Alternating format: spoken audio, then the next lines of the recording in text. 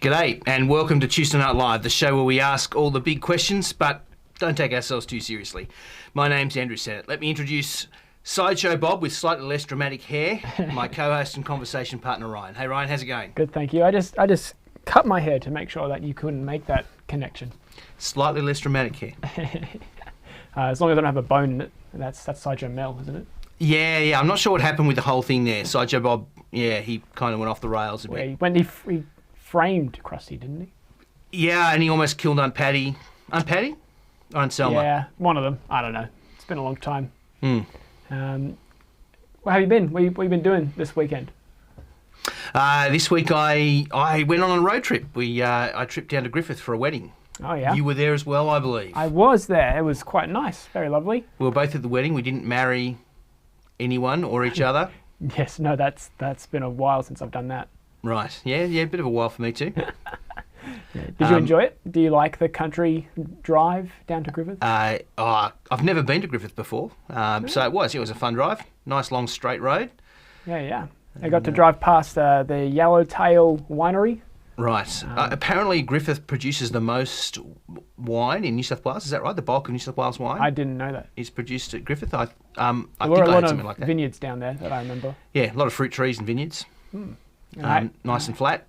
Yeah. And very multicultural. So I saw Afghan restaurants and Italian restaurants and all that sort of stuff in town. It's very multicultural town, Griffith.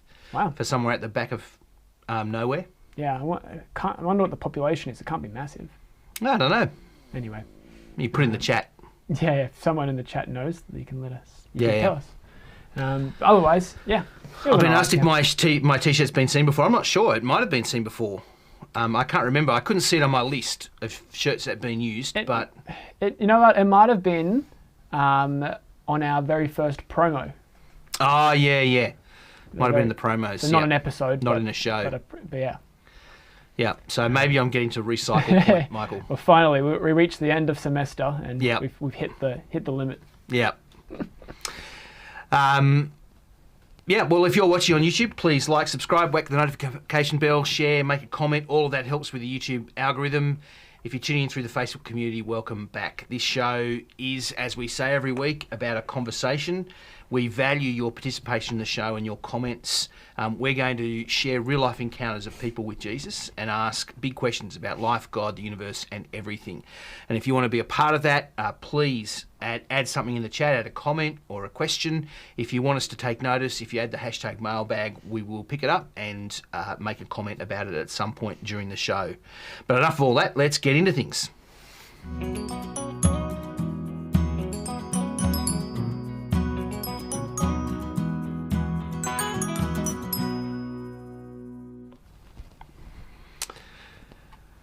Okay, Ryan. Hello. What's going on? When you... I'm not sure I'm going now. I've lost it at the start of the show. It's all right. It happens to the best of us. Well, I think our theme tonight, we're looking at the Good Samaritan, but I think our theme is what do you do or what happens when you think you've got it, but you really don't? When you think you're right, but you're actually wrong. That's right. Or when you think you're helping, but you're actually being a hindrance. I feel like that's a bit of a theme for me in life, where, I think I'm right, but it turns out that I'm wrong. Yeah. When everyone looks at you that funny way, and you think, I thought I just said something really sensible, but apparently I didn't. Or I said something helpful. Yeah. That happened with me. I remember when I was living with my grandparents, actually, I thought I'd be really nice and I'd try and, when I get up, I'd make the bed. Yeah. And try and be hospitable and thoughtful. Yeah. But my grandmother told me, Dad, Ryan, that's really nice, thank you, but I'll do that. I was like, okay. Wow, that's the classic. So you learned at a young age the classic bloke way of getting out of doing things around the house, which is just do it really job. badly. Yeah. One of the biggest places where you have this kind of conflict, where you have it with the dishwasher. Mm-hmm. So I'm the dishwasher person, and there's a right way to pack the dishwasher, and nobody else can do it properly. But people argue about things like laundry, like how you peg clothes up on the clothesline. Yeah. I know there's some people that are really antsy about, whether or not you do the same colour pegs. Well, that's a bit OCD. Or, But I'm thinking, do you fold the clothes over the line? Do you yeah. peg them to the line, or you peg them below the line? Like, people have wildly different... Like, I didn't know that there was different ways to hang clothes, but there are. And you can do it wrong. Well, I tend to do it wrong all the time. Yeah. It's like how, you don't realise that there's a wrong way to put milk in the fridge until you live with someone else. Yeah, there's a wrong way to put milk in the fridge. Yeah, there's wrong ways. There's wrong ways to do everything, Seno. Okay. Just like putting the washing out. You got to make sure that it's... How do you put the milk in the fridge Don't wrong? know, it's a joke. I feel like it's not a joke. I feel like this might be something in your household that you've... Yeah, but things in fridges have their places, don't they? Like, the milk goes in a certain place. Oh, well, yes, You could put it in the wrong place, or you don't put the veggies and fruit, in the upper part. You put it down where in the crisper. Yeah. Okay. I don't know. There are definitely ways in which. So actually, one example that I really have that I can think of is how to fold towels. Right. I just folded them until they were smaller. Yes. And come back to it. But apparently there are different, more neater or more aesthetic ways to fold a towel. Really? Yeah. It's like towel origami. Towelagami. Yeah, you got to fold into a little crane before you can put it away. Oh, we have our own method for towels, though. We don't fold our towels. We roll our towels. Ooh. So we fold and roll. That sounds really easy and efficient. Yeah. I'm all for it. So but the question is, do they stack well? Like, I think that's part of it as well. I think there's aestheticness to it, but does it fit into the the closet well? Yeah, and that's the thing with rolled towels. It feels like there's an access thing with them. They're kind of cool in the cupboard. Yeah. There's some people, I think, Jess Murray says that milk needs to go on the shelf, on the door, in the door. Would you agree with that? In the door, yes. Yes, fridges are made for milk to go in the door. That's okay. We've got a fridge now that the 3-litre milk bottle fits end on in the door, not just sideways like along. It actually fits end on in the door, so you can fit 2 or 3 3-litre bottles in the door of the fridge. It's pretty cool. Also, Leslie says, hell yeah, same colour pegs. So yes, that's right, yes. Let's not get started on colours, Leslie. Yeah. And Jen says that you should always hang tops from their bottoms and bottoms from their tops. Oh. It's a very interesting way to think about it. Right. Though Michael says, if it gets dry, no need to cry. I like that. Okay, wow. Though, but you can't, that's not, there are tears if you leave the peg marks. That's part of the problem, I find. I feel like, yes, there are always tears. Yes. Yeah. Maybe not yours. We need to move on. Tonight we are going to meet somebody who thought he had it all sorted, who thought he had all the answers, but it turns out that he didn't. It's time for story time with Amelia. Take it away.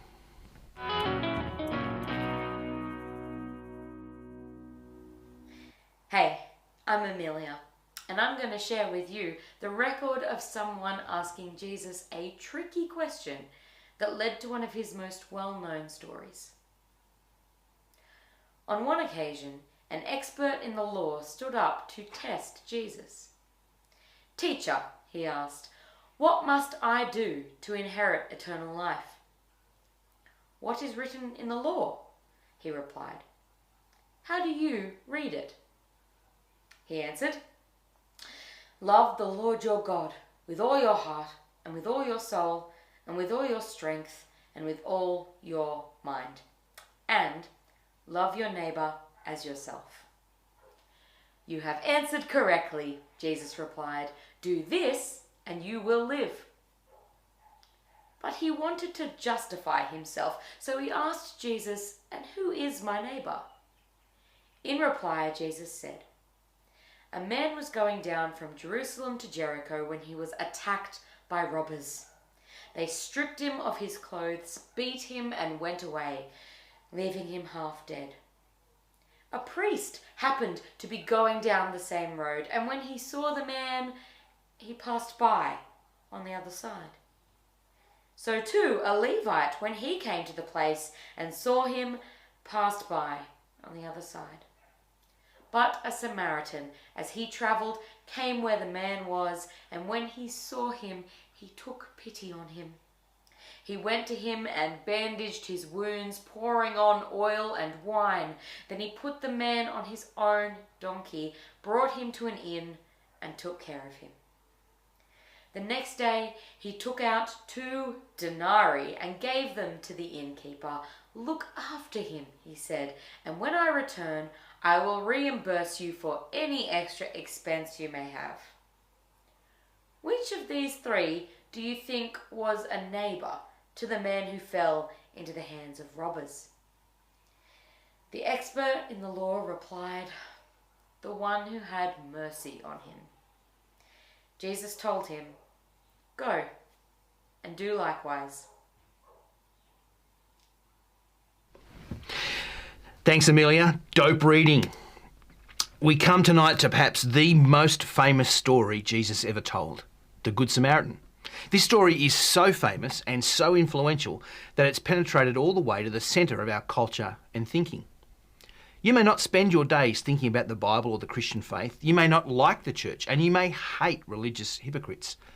But whenever you see someone helping a stranger in need, this story clicks into place in your head. You call them a Good Samaritan. Today, 2,000 years after Jesus told this story, we have organisations named after it, like Samaritan's Purse, and we have laws named after it, protecting people who offer help to those in desperate need. Our family did a trip around Australia a few years ago, and part of the trip was travelling all the way to the tip of Cape York, which is a pretty isolated part of the country. And if you were stopped on the side of the road for any reason, pretty much every passing car would stop and make sure you were okay. They were acting like the Good Samaritan, because this story Jesus told has affected us that much. But I want to step back for a moment and ask the question, why did Jesus tell this story in the first place? What point was he trying to make with it? Because the reason might surprise you. Jesus told this story to put a religious hypocrite in their place. He told it to show this puffed up, self-important expert that he wasn't as amazing as he thought. That no matter how religious he was, he couldn't match God's standard. It was beyond him. This story, the Good Samaritan, doesn't show us how good we can be. It shows us how bad we really are. See, we tend to think we're okay, don't we? Well, maybe we're not quite as good as the religious guy in this story, but we're good enough, right? Well, this story exposes us. And to understand that, you need to get just how much Jewish people hated Samaritan people, and vice versa. Imagine the worst sectarian violence in the world today. The groups of people who genuinely hate each other and carry on generational vendettas. Well, that was the Jews and the Samaritans. So when this Jewish trader lies on the side of the road bleeding and then sees a Samaritan coming towards him, he knows he's about to die. And when this guy picks him up and cares for him and pays all the medical bills himself, well, then he knows he must be in a story, because this doesn't happen in real life. It never happened in real life. And here's where the challenge comes for us. We can just about imagine someone caring for a stranger. We can imagine someone choosing not to take revenge on a fallen enemy. But to do that for someone who violently hates you, and to go beyond that, to treat them, to care for them, to take them to safety, and to pay all their medical costs yourself, I think we know in our hearts we wouldn't go that far. In the end, the point of this story of the Good Samaritan isn't that we could be like this. It's that we can't. That's the point of Jesus' dismissive last line. Do you notice what he said? You know, who was the neighbour to the man? And this expert says, well, the one who showed him mercy. And Jesus says dismissively, go and do likewise. Like as if you can. You can't justify yourself because you can't do that. It's like his challenge to this puffed up, self-righteous hypocrite. You're not as awesome as you think. You don't measure up. You will never measure up. So where does that leave us? We have this impossible story that we like to think we could aspire to, but in the end we know we can't. And we have that challenge. If you want to be truly good, if you want to be truly great, here is the bar. That's where it is. I dare you to jump it. Why would Jesus tell such an amazing story if it's an impossible pipe dream? Well, because it's not. This story is impossible for us, but not for God. Because it turns out that this is precisely the story that Jesus is in the middle of. It's the story of Jesus himself. We like to imagine when we hear this story that we are the Good Samaritan, the hero, but we're not. The key to this story is putting ourselves in the right place. We're not the Good Samaritan. No, we are the man lying on the road in his own blood, helpless and bleeding to death. This is how God sees us. We've made a mess of the world and of ourselves, and we cannot fix it. We try, don't we? We try so much. We try so many different solutions to the messes that we make, but they are perpetual. They keep going on because we can't help it. We can't fix it. We are the man. And the Good Samaritan? Well, that's God himself. God who comes upon his enemies, helpless and dying. And what does he do? He shows them mercy. He shows us mercy. God hasn't come to smash us. He's come to save us. Save us from all the trouble we've brought on ourselves and each other and our world. To fix the problem and to pay all the costs himself. Jesus tells this most famous of all stories because he is the Good Samaritan. He is God come to help his enemies. This is what he's wandering around Palestine getting ready to do. This is what his death means. He puts himself in our place and dies both with us and for us. He pays all the costs himself so that we can be saved from death. And it's because Jesus does this, because Jesus is the Good Samaritan, that we can aspire to be Good Samaritans ourselves. Jesus frees us from the corrosive and destructive need for enmity, for hatred, for revenge, and he frees us to look at our fellow human beings differently. Because Jesus is the Good Samaritan, we too can act the same way, because we've seen how it can work. The pathway to loving like God is receiving mercy from God. And this idea has been embedded in our cultural history, so much so that we're not aware of it, and we don't even realise that this isn't a universal idea. Mercy is only a virtue in cultures affected by Christianity. And it's made a vast difference to these cultures. Christians have played a key role in ending slavery not once, but twice. The first time, I think the second time we're familiar with, aren't we, a few centuries ago in England. But the first time was in the 7th century at the end of the Roman Empire, which was built on a slave economy and was ended in the 7th century under the influence of Christian preaching. It was Christians who built and ran the first truly public hospitals where the poor could be treated for free. It was Christians who built schools and who began educating the poor for free, leading to the modern public schools. And I could go on about nursing homes, the Red Cross, the Salvation Army, soup kitchens, etc., etc. The Western world has been shaped and transformed, all because of one impossible story and the one impossible God who lived out that story in front of us. So Ryan, what do you make of the Good Samaritan? It's quite a story, isn't it? Yeah. I find it so strange that this is probably one of the most well-known parables that Jesus told, and yet, based on what I've just heard from what you're saying and from my understanding, it feels like it's also potentially the most misunderstood parable at the same time. Yeah, I guess this is in my humble opinion. Yes, I think it is misunderstood. I think we take it as this kind of bar that we can jump. Jesus is setting here a bar that we can jump over and be justified. We can be right with God if we do this thing. But I think his point, and the point of that dismissive statement at the end of the story, is to put this religious hypocrite in his place. Yeah, and I think that's pretty clear when you read that the story just before the parable. Yeah. That he asked the question, "What do I need to do to receive eternal life?" And you can tell, like based on how he's talking and the kind of the arrogance, I suppose. Yep. That he's portraying, that that Jesus needs he wants to say something in this moment. So that this story is not meant to inspire and make you feel good, but it's actually meant to humble you. Yeah. And Jesus does this, doesn't he? This is Jesus all through the story of his life. He sets us back, he turns things on their head, and he challenges our pride and our sense of our religious pride, that we can be something special in the world. He challenges our sense of our own awesomeness. We're not that great. No. And by exposing this guy, I think this is the thing. This guy is a very religious person. And if this guy fails the test, If this guy cannot justify himself, what hope do we have? Because notice the people in the story who passed the guy by. Who are they? Yeah, they're the higher uppers, they're the priests and the goody two shoes of the really religious people, the good people. And they failed the test. They failed the test because we failed the test. Yeah.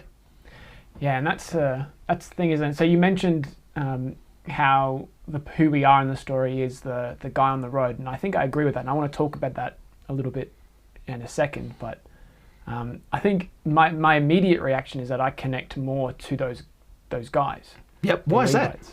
Because that's what I do. Yeah. Yep. I am the guy that would rather just be safe and comfortable than go out of my way. You know, maybe like for family, yes. For a stranger, perhaps. But for someone I hate, no. Yeah. But in fact, I'm indifferent to people, not even people I hate. I'm just indifferent to people I'm indifferent to. Yeah. I just don't particularly care for people very much at times. And I can actually think of times in my life where I've actually saw someone and thought, that person looks to me that they're in need, and I've just let it go. Yeah. And I'm the same, but I find that, you know, on the immediate, as you read the story, that ought to scare the crap out of me. Yep. Right? Because the whole point of this story is, or it's the answer to the question, how do you get eternal life? How do you actually get that? And as soon as the story's told, and I think the man feels it, and I feel it too, you go, oh, I don't stand up to this. Yeah. And so in a sense, Jesus is, this story really jibes with, fits with the way a lot of Australian people, but people who aren't Christians look at religious people. They see them as hypocrites. Yeah. And it's true. Religious people can be the worst kind of hypocrites. We definitely can. Yeah. But the problem is the pointing finger doesn't stop pointing there. We would love it if it just pointed at other people, but this story points at all of us. It points out all of our hypocrisy when we think we're okay. Jesus says, "You're not okay. You're not that great." Yeah. But I agree. I'm much more like those guys walking by. Yeah, and I can, and I feel like there's times in which I do that just because I miss it. Like I miss seeing the person. Or I'm just not aware. But there are times in which I do it and I will make up excuses. I'm busy, or I need to go there. Yeah, or somebody else will take care of somebody else will take care of it, or I just don't want to. If I was being completely honest, in the worst kind of moments of me, I suppose.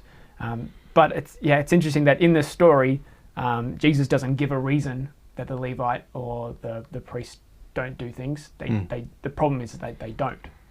And I feel like that's the same all the way through. There are no motives exposed here. Do you notice the Samaritan, we don't even know his name. We're not given his name. We're just given his ethnic status, where he comes from. And that's only to point out that he is an enemy. And so all we know is he's this person. And it's very interesting. So we don't know why. We don't know what was going on in his mind or in his heart. We don't know how he felt that day, whether he, we don't know. Yeah. Yeah, and but what you can tell, like you may not be able to tell their motives, but you can tell with how they view the other person. Yeah. Yes, I think that's exactly right, isn't it? Yeah. And that's the thing that shames us when we act like the priest and the Levite, when we walk past people who are in need. That's what shames us. Because how do we see people? What does it tell ourselves and everyone and God who's watching how we view people? Yeah. Yeah. There are times in which, or you look at these people, the priests and the Levites, and you think how I relate to them. But if you look at them, it feels like they look at the man on the side of the road and they don't really see him as human, or as at least worth helping. Yeah. They are too proud. Yep. Or too whatever. Yep. And there's definitely a part of that in me, and I feel like a part of that in probably everyone, if I could be bold enough to say it. In which there is a sense in which we either don't care or we feel like we can't. I think we use the language, the kind of woke kind of language is othering people. Okay. You know, but there's just because it's woke doesn't mean it's always all of it's untrue. That tendency of us to in a sense to put them at a distance from us, they're other from us, they're not the same as me, and we do that to people at times. It doesn't always have to be about race or gender or those sort of things.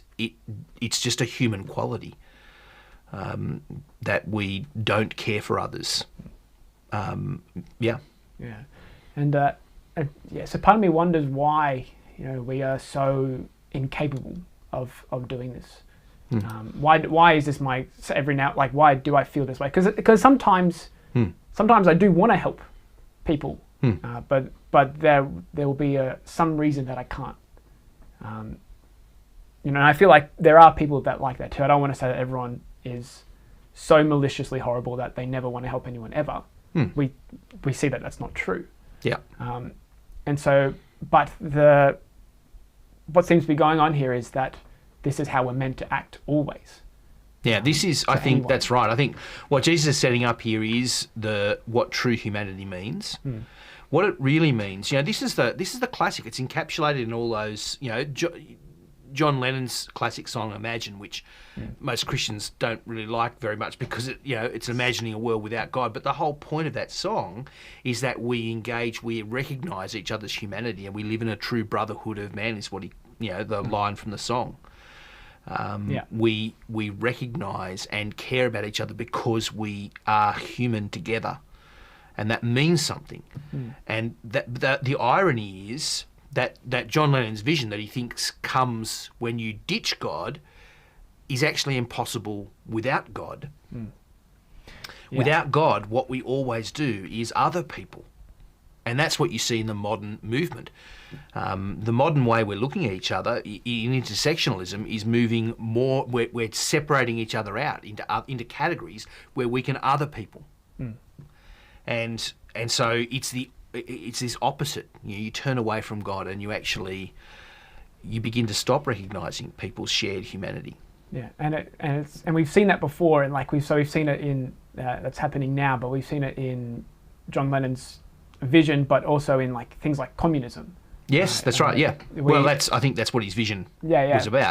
But it just seems like, and we've seen by the consequences of things like that, that society seems to be unable to live in a way where they can't stomp on someone in order for someone else to progress. Yeah. Do you know what I mean? Yeah. It feels like in order to survive, we have to fend for ourselves or hurt other people, or maybe even kill someone else so that we can live or progress. Yeah. That's the kind of world that we live in. We countenance a world where, as another famous Lenin, Vladimir Ilyich Lenin, said, in order to make an omelette, you have to break a few eggs. We countenance the killing of a few. What they mean by a few eggs is a few million people each, because each of those regimes killed millions of their own people. They didn't recognise their humanity. They didn't see it as important, or if they did, they didn't see it as important or valuable or worth preserving. Yeah, their deaths were worth it in order for whatever goal it was that they never reached. Yeah.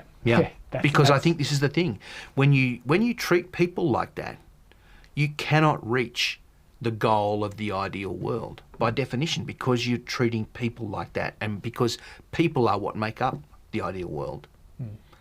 And so, I think that's our problem, though.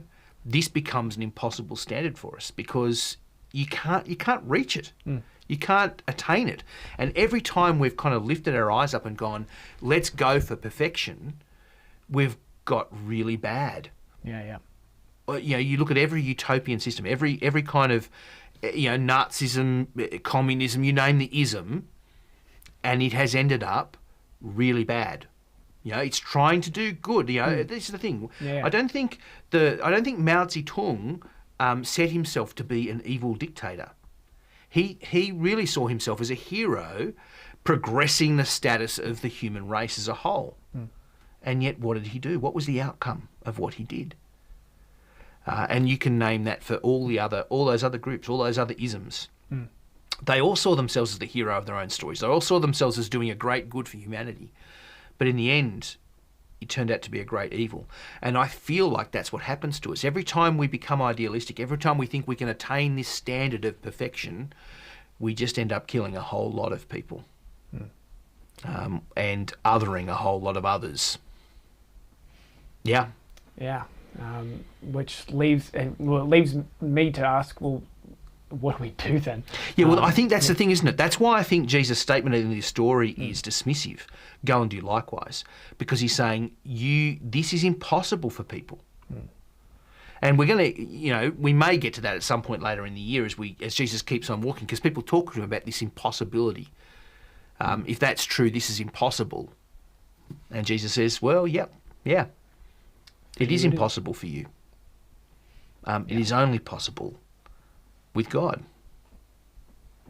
Yeah. And that's why I think that's what this story is all about. Yeah. And so I want to come back now to that point that you raised. So we talked about how, at least like we identify with the priests and the Levites to a large degree, but there is, as you said, the sense in which we are the man that's been left half dead on the road. We're the ones that are done for. Yeah. And so talk to me about how Jesus is, so you're saying that Jesus is the Good Samaritan, he's the one that does that. I think this story is Jesus' story. Yeah. This little parable here is the story of the gospel, of the Christian message encapsulated. Because what does God do? God doesn't leave us alone. God doesn't walk away from us. God doesn't spurn or reject us. When we make a mess of the world, when we turn our back on God, what does God do? He moves towards us, and he doesn't move towards us with a raised fist. We tend to think of God one of two ways: as either God who really doesn't care what people do and just kind of will accept anything, or a God who is nasty and bitter and vindictive, and who's just there to smash people, like that cartoon, that famous cartoon with God at his computer. He's got his finger poised over the smite button. Yeah. And so those are our two pictures of God, and so this picture of God almost doesn't compute. A God who actually comes towards us, who are his enemies, who've turned our back on him and who hate him, but who comes with his arms extended, who comes to rescue. Yeah. Who comes to us when we're dying, and we are dying in our world, aren't we? All of us are dying. From the moment we're born, we're dying. And yet he comes to us and he loves us. And that's what Jesus came and did. He came and genuinely loved people. And when you read this story of him, when you see his encounters with people, you cannot get away from that. Well, I mean, that's what we've seen and talked about for the past few weeks. Yeah. We've seen Jesus raise people from the dead, heal sicknesses, save people from certain death in storms, raise like the widow's son. We've seen him do these things. We see him. Well, I think the widow's son's a great one because he was just walking by. Yeah. He saw her and he had compassion. That's right. And did something about it. And unlike, and in a sense, if he just did that, he would be like some kind of superhero, some kind of comic book superhero who came and just saved a few people and a few blips, but couldn't save everyone because that's impossible. But this is the thing, this story shows us that his game is a bigger game, that those little things that he's shown us of his character and who he is and his compassion for people and his love for people and their response to him is all about this bigger story, that he's come to all of us with his hand held out to help. Yeah. He's come to show mercy. And so he's come to rescue us. And that's what I spoke about a little bit earlier. I think this is the story of what Jesus is looking to do. And so he tells his story as he's on the march. The chapter before this, it says he set his face towards Jerusalem. What that means is he's tramping towards his death. Because and over the series of these chapters, he talks about the fact that he's going to die. We saw one of those a few weeks ago, where he told his disciples that he was actually going to his death. That's what he's doing. He's got his face set on this purpose, which is what this guy did. He's come to actually show mercy to us by dying with us and dying for us. Yeah. And by doing that, he takes the people who were once dead. And actually gives them life. Gives them life. Well, as he rose from the dead, he gives life, And that is the centrality of the Christian message. He deals with our enmity with God, And by taking our death on himself, he brings peace. This guy who couldn't justify himself, well, Jesus justifies us. He actually brings us into a right relationship with God. He lifts us up from the dust of death. Yeah. He does all of that. And he pays all of that cost himself. He doesn't ask us to pay part of the cost. He doesn't ask us to meet him halfway. He doesn't give us a leg up so that we can no, he does all of it himself. And all we need to do is take his hand. Yeah. Which just I find incredible when I remember that I am also the priest. That he would still extend that hand out and still offer that mercy despite who I am. And that's the thing, though. That's why, as you said at the end before, all these things that people have done, pretty much because of they're Christian, because of what Jesus has done for them. The reason that the schools have started or the hospitals have started, it's because I mentioned before how we live in a world where we feel like we have to hurt or take in order to survive. But Jesus has fixed that problem for us.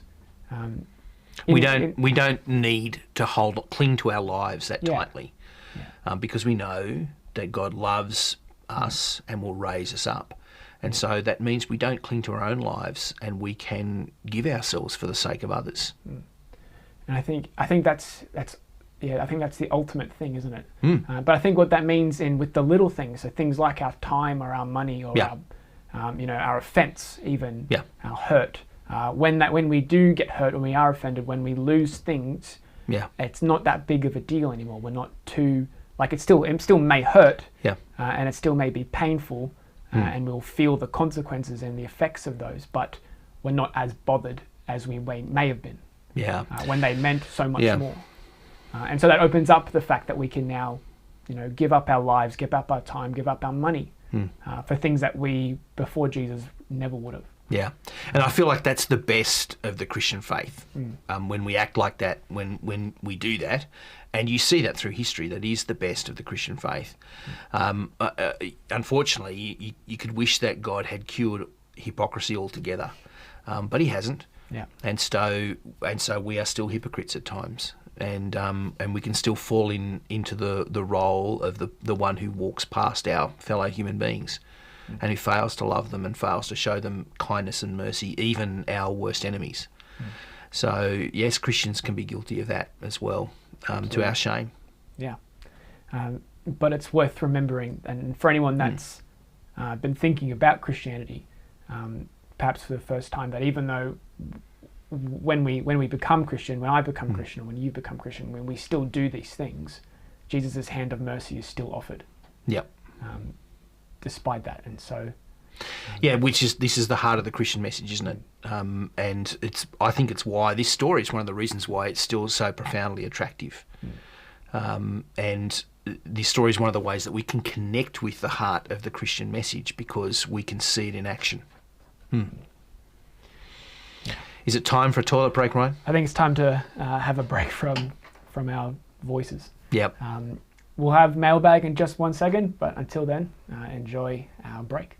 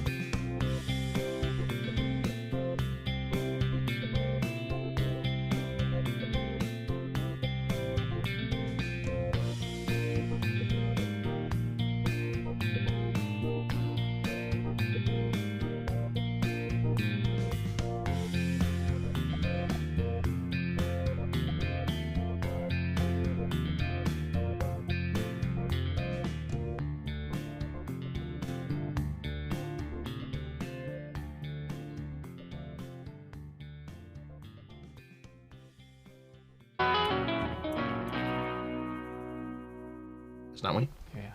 All right, welcome back. We're going to get straight into it. Our first question we've got is from, I believe it's from Ben, if I'm not mistaken. And so, Seno, Ben asks, I've never read it as though Jesus was being dismissive when he said, go and do likewise. Is there implications of this in the original Greek, or how did you come to that conclusion? Yes, no, there's no particular reason to read it one way or another in the original language. It is a fairly blunt sentence. Go, do likewise. I'm reading that, I think, from the tone of the story as a whole and from where it begins. And from, you got to remember that Jesus tells this story to respond to a very particular question. And so when you read earlier in the story, the man seeking to justify himself asked, and who is my neighbour? So he's seeking to big note himself because he thinks, well, I've got this covered. I love my neighbour. I'm sweet. Jesus tells this story to show him that he's not sweet. And that's why I think the sentence at the end is not a bar that he sets for the guy to achieve. In a sense, it's a dismissal of him that he's failed to achieve. He's not good enough. Yeah, so I'm reading this in a sense from the context of the story and his interaction with this guy. It seems to me fairly clear that he's not trying to build this guy up and he's not trying to give this guy a way, a channel, a pathway to achieve what he desires, which is self-justification. He's trying to say your efforts at justifying yourself are useless. Yeah. Do you think we can even see that the expert still can't do it, because in verse 37, the way he answers the question, he says the one who had mercy on him. Do you think there's a sense in which like he can't even say his name? Yeah, maybe, perhaps. Yeah, I hadn't really thought of that too much, but he steers away from saying the word Samaritan, so he chokes on it, doesn't he? Yeah. He can't even bring himself to... Yeah, he can't say the Samaritan.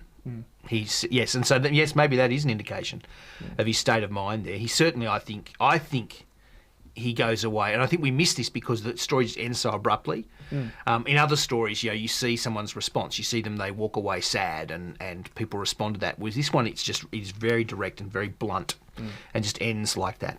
Yeah, chopped off. Well, thanks for your question, Ben. We'll go to our next one from a different Ben, who asks, should the main takeaway of this parable be you aren't good enough for God, or go and be a better neighbour to all, or should it be both? Great question, Ben, and the answer is yes. Yeah.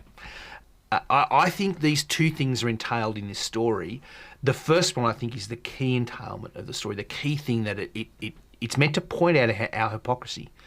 It's meant to point out that we cannot jump the bar, we cannot get over it, that only God has done that.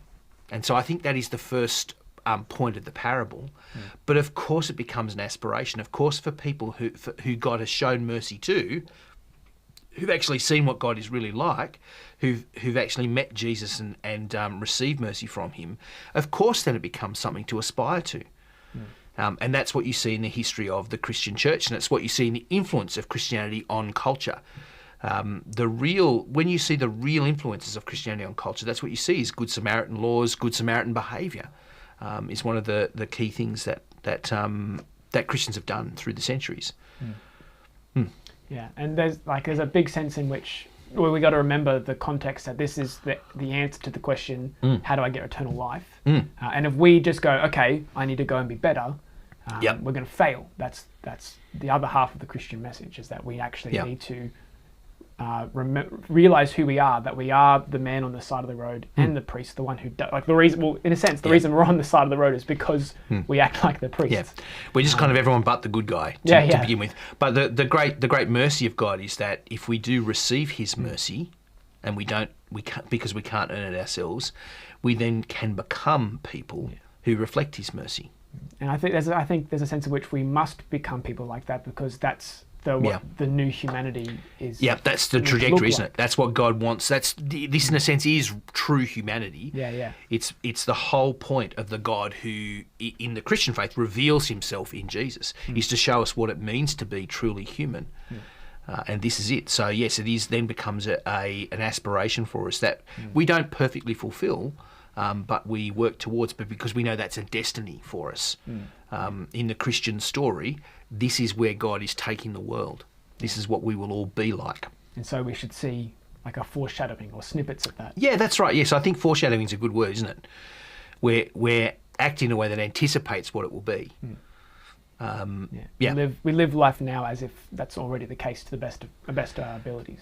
Yeah. It's kind of like if you're moving to a new country and you begin to buy some clothes and start to kind of learn the language, and you're not living there, you're not, you haven't got all the elements of that culture down pat, but you're starting to do things that look a little bit like it.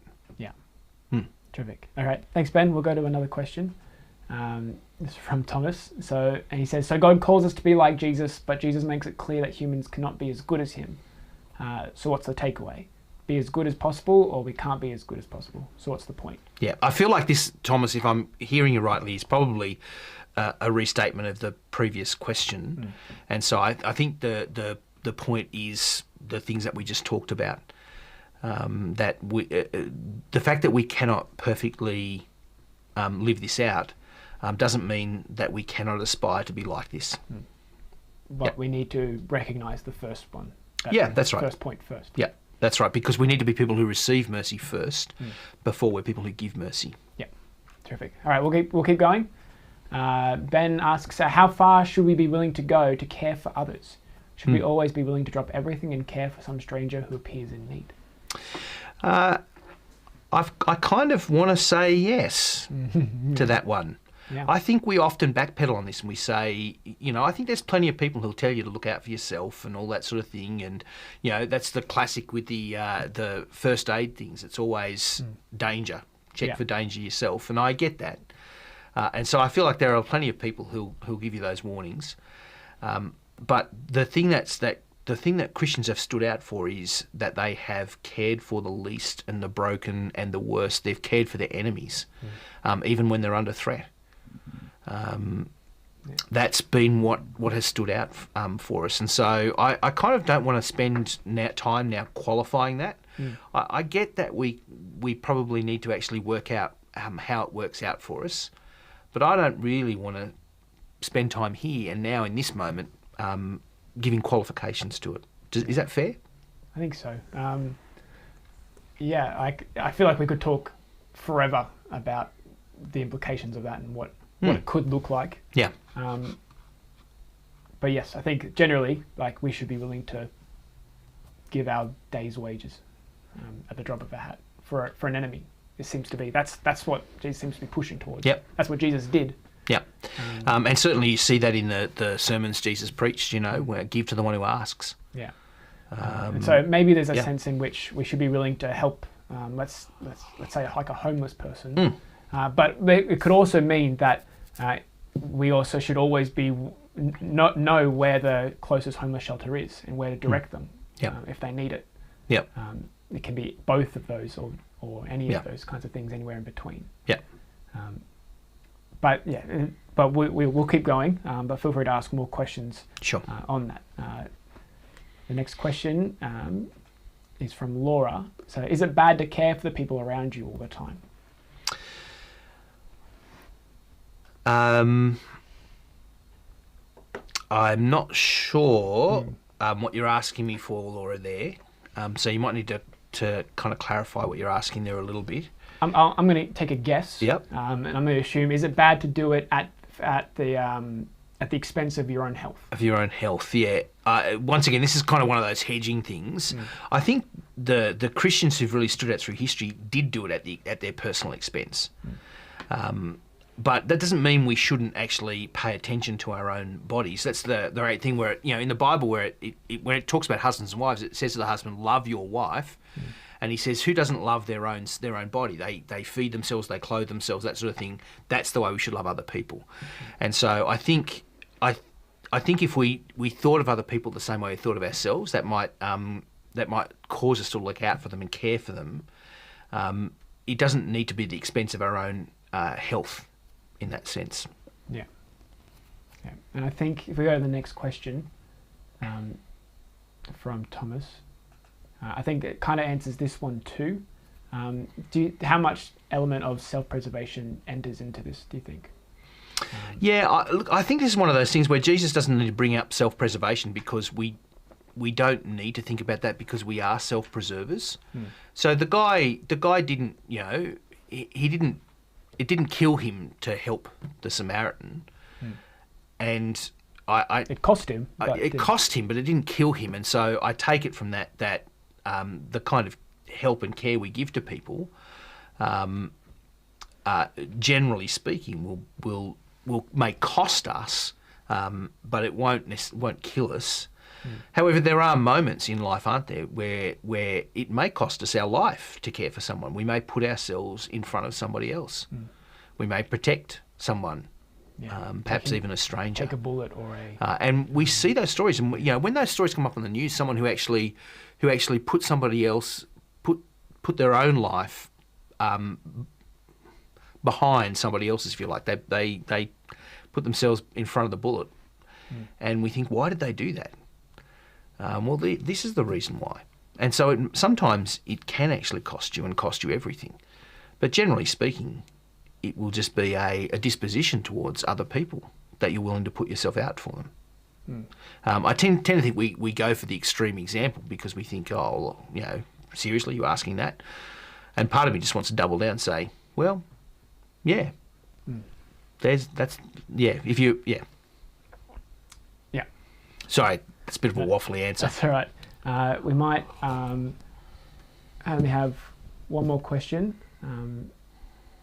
That one. I think this is the last question we all have time for. But it's from Ali, so I think she just wants to pick on something that you said. But why are we dying from birth? One phrase. I don't regret it, Ali. I don't regret it. No, good question. The reason I say we're dying from birth is because that's the trajectory of life. Everybody who is born, the one thing that you know about them, the one thing that you absolutely know about every human being who's born is that they will die. And so that's what I meant by it. We are all on the pathway to death from birth. And we cannot deal with that. We cannot fix that. We need mercy to deal with that. That was the point I was trying to make. I wasn't trying to be a downer. Yeah. It's hard, though, to not talk about that stuff without feeling a bit down. But yep. I think it's not. It wasn't to say that nothing in life matters or that we can't do anything or be anything. It was more just the point that is the reality of everybody's life. Yeah. Okay. That there's no way for us to prevent that. And in that sense, we are all the man on the side of the road. Yeah. Okay. Well, I think that's all we've got time for this episode. Okay. Take us away. Well, we're glad you joined us tonight. Thanks very much for the questions. It was a great conversation. Please remember to do all those YouTube things. It does make a difference, and keep those questions coming. Remember, this is our last show before our mid-year break, and so for the next 5 weeks, we won't be having a live show. But what we've done for the next 3 weeks at least is we've collected all those questions that we didn't quite get to in all of the previous shows, and we've put together 3 episodes of answers to questions. And so they'll come out over the next 3 Tuesday nights. So they'll be there from 7 o'clock next Tuesday. You'll be able to look into the description of the video, and we'll have the questions that we're answering, so you can click on each of them if you just want to look at a particular answer to a question that you might have asked or you're interested in. And so those will all be there from next week. But apart from that, have a great winter break. We'll see you soon.